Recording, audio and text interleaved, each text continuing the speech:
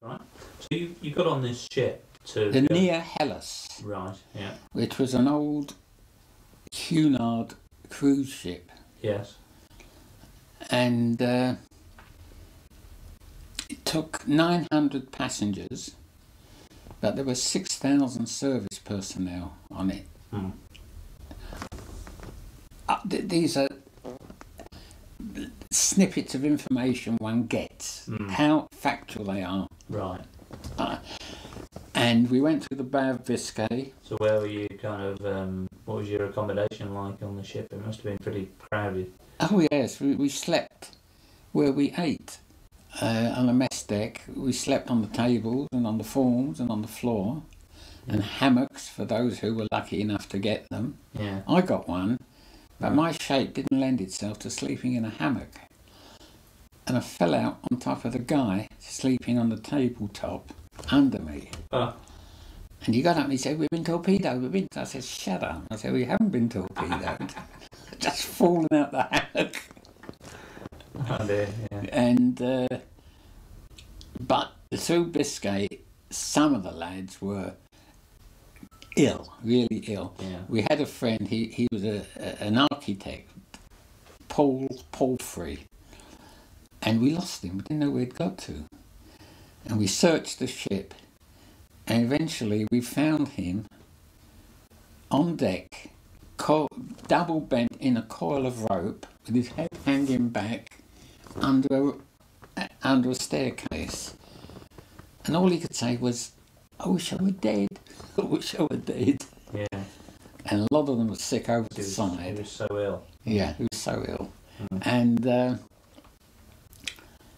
eventually we got to Bombay. How long did it take? 6 weeks. Did you have to go around South Africa? No, we went through the canal. The canal was open, was it? Yeah. And I'll tell you a funny one there.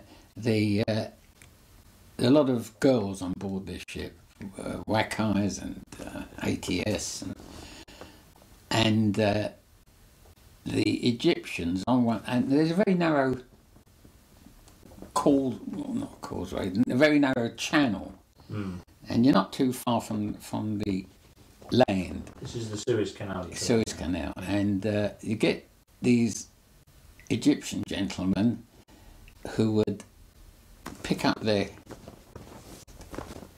clothes with nothing underneath, right, and all the girls would rush to that side to see what was going on. And eventually there was a message over the tannoy, would we stabilise the ship? Would some of these people go to the other side? This was on the port side, we would go back to the starboard side.